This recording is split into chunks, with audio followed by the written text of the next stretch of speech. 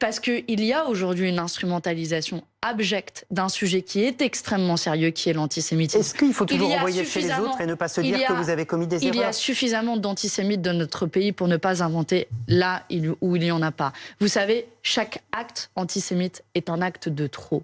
L'antisémitisme est un sujet extrêmement sérieux dans notre pays qu'il faut prendre à bras-le-corps. Raison pour laquelle nous proposons non seulement un plan interministériel de lutte contre l'antisémitisme, mais aussi de mettre les moyens en termes de prévention pour éduquer nos jeunes, pour éduquer nos familles, pour faire en sorte que ce poison ne gangrène plus notre société. Et je refuserai toujours qu'on instrumentalise ce sujet aussi sérieux à des fins politiques et à des fins politiciennes. Mais dans ce cas-là, faut-il aller au bout de la logique et sortir de votre Front populaire, Raphaël Arnaud?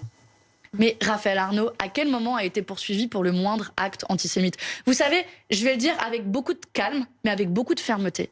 Les seuls qui ont été condamnés pour des actes antisémites et des actes racistes, c'est l'extrême droite. Donc au bout d'un moment, ça suffit. Vous savez ce que vous êtes en train de faire? En jetant l'anathème sur le nouveau Front populaire, qu'il serait soi-disant ambigu contre l'antisémitisme, vous desservez la cause très juste de lutte contre l'antisémitisme. Parce que vous banalisez ceux qui sont en train d'y atteindre. Donc au bout d'un moment, je vous le dis très calmement, mais stop. Mais ça suffit. Manon Aubry, si on vous pose ces questions-là, vous avez vu cette séquence de Raphaël Glucksmann en campagne, interpellé par une électrice qui dit « Je ne veux pas votre tract ».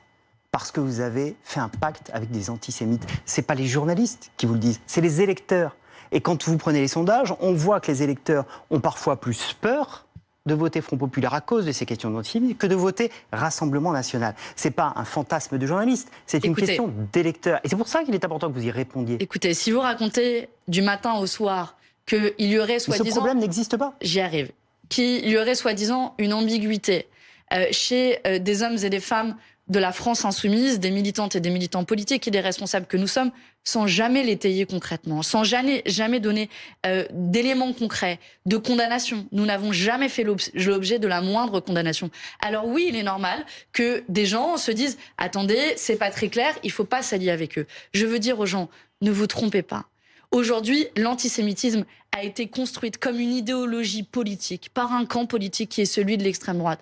J'ai combattu toute ma vie, toutes les formes de racisme et en particulier l'antisémitisme. Et vous savez à quel point, je vous le dis aussi, avec les 3 mois de campagne dans les pattes des élections européennes qui ont été 3 mois de campagne intenses et fatigantes, vraiment, on n'en peut plus. On en a marre de ces anathèmes qui sont lancés. Et en faisant ça, non seulement on dessert la cause très juste de la lutte contre l'antisémitisme, mais en plus on décentre la campagne sur à la fois les moyens que l'on veut donner à la lutte contre l'antisémitisme et de manière plus générale le projet de société que l'on porte. Et le projet de société que l'on porte, c'est justement de lutter contre toutes les formes de division. D'un côté, il y aurait les juifs, de l'autre côté, il y aurait les musulmans, de l'autre côté, il y aurait les athées, de l'autre côté, il y aurait les chrétiens. C'est contre ce piège de la division que nous devons nous battre et que le nouveau Front populaire se mobilise.